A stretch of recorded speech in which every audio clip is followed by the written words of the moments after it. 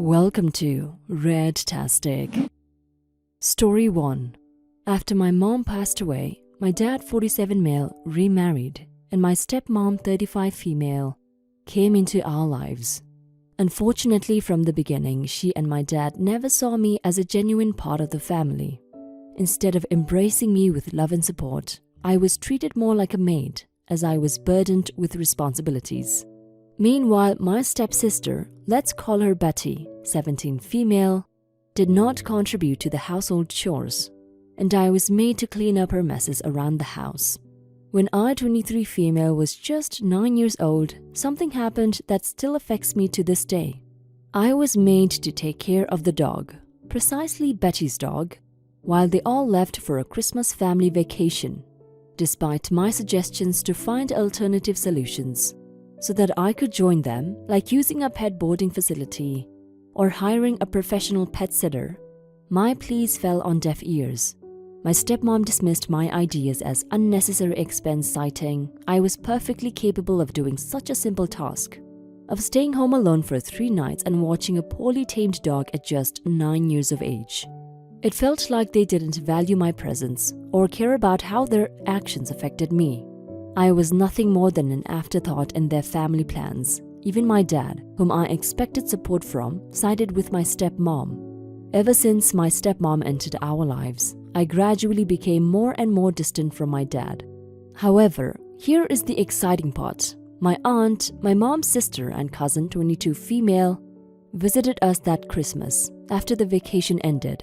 They saw how sad I was about being excluded and decided to make it a memorable Christmas instead.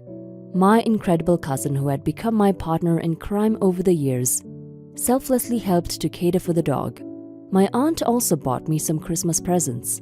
However, their generosity didn't end there. Over the years, my aunt and cousin have been actively taking care of me. They filled the void that my dad and stepfamily left behind. My cousin shared her meals with me at school because I often came without one, while my aunt attended every meeting as my mom did. It meant the world to me, and their actions were even more significant because they didn't have to do any of it. They showed me what a real family should look like. Now let's fast forward to the present. I recently won this amazing trip as part of a raffle draw at my old high school, and I had to choose a family member to accompany me. Naturally, I decided on my cousin. It was a difficult decision, but deep down I felt a stronger connection with her. She and my aunt were always there for me when my family wasn't. They have been supporting me all these years, doing for me things my family never attempted to do. To my stepmom, I was non-existent as she only cared about her daughter Betty. However, this is where the problem arises. My dad and stepmom are furious with me, claiming that I'm unreasonable and ungrateful for choosing my cousin over Betty. My stepmom even called me and tried to guilt trip me into changing my decision. She said that since Betty is my stepsister and part of the family, she should be the one going on this incredible trip. A family? But I stood my ground and told her that since my mom's death, their actions made it clear that they didn't see me as a genuine family member. So her trying to guilt trip me wouldn't work, as there was no way I would choose Betty over someone who truly cared for me all these years. She threatened to let my dad stop paying my tuition, but I reminded her that I was already in my final year and on a scholarship, so I got nothing to lose and left her. So am I the bad guy for choosing my cousin instead of Betty? Should I have considered Betty more?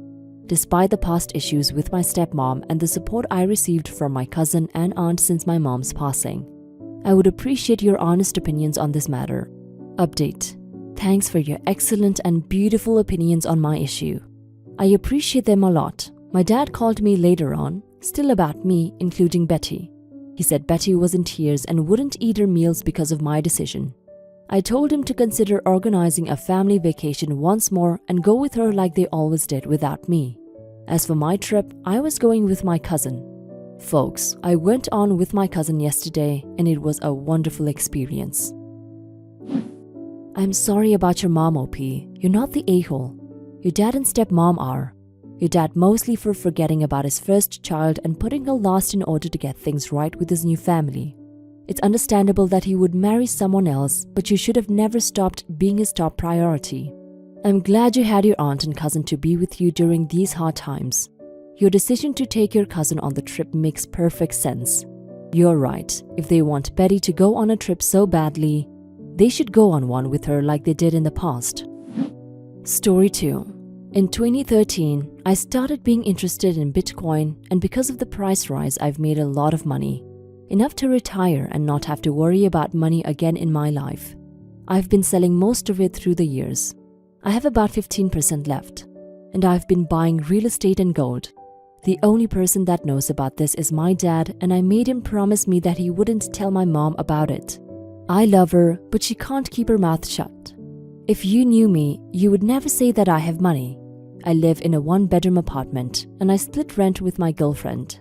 I spend my holidays on a cabin my parents own in front of a lake. I love my job and I don't want to stop working. My car is 20 years old, my motorcycle is 40 years old, and my watch is 100 euros Seiko.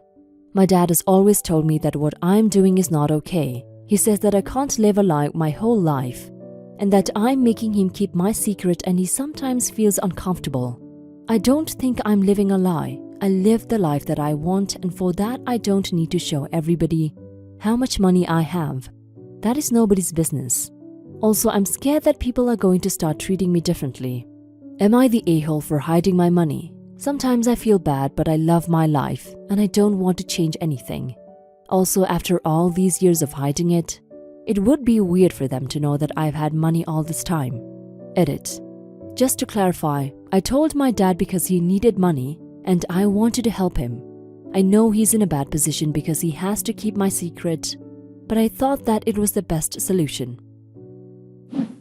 Not the a-hole OP for hiding the money. Your money, your choice. A lot of people end up in serious, nasty situations with friends, family, or relationships once people know you're wealthy. It makes sense that you would want to protect yourself from having these relationships ruined over something that is none of their businesses to begin with. Live your life the way that makes you happy. Your father's position does suck, but he needed the money, so I can see why you had to tell him. Now for some comments. Not the a-hole. Your money, your business. Nobody needs or has the right to know how much money you have.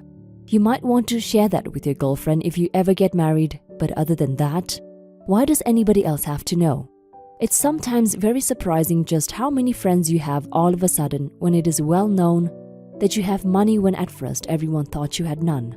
You may be an a-hole to your girlfriend if you've been splitting household costs 50-50, when she thought you both were working roughly similar jobs. No one else is entitled to know, but I would say you're smart to keep it to yourself. Even if it's an a-hole move, having money makes you a target. Friends and family who were happy to pay their share on outings and vacations may now expect you to pay for them just because you can. That is not fun and can make you feel used. With your current set, you know who actually cares about you. My wife has a habit of telling people how much we make, which isn't insignificant by any means, and we have been asked a few times by friends and family members for money, co-signing a loan, etc. It can just make things awkward and uncomfortable. It can be hard to tell people no when the amount of money they're asking for is basically insignificant to you. If you don't plan on changing your lifestyle but you still want to let your dad off the hook, maybe just say you have done well in the stock market or crypto but you can't touch it, since it's tied up, or downplay how well you did, or sold off at the wrong time, etc. Story 3. 2 days after getting engaged, my future brother-in-law texted my fiancé and I asking what date we were planning on because we can't have 2 weddings in the same year. We told them probably early summer 2022. Future sister-in-law wants a fall 2022 wedding. I also didn't think it was a big deal to have 2 weddings that year. Future hubby and I started to research venues and vendors, and because of COVID cancellations in 2020 and 2021, 2022 is booking up fast. At Christmas, I ask if they've chosen a date yet. They tell me no.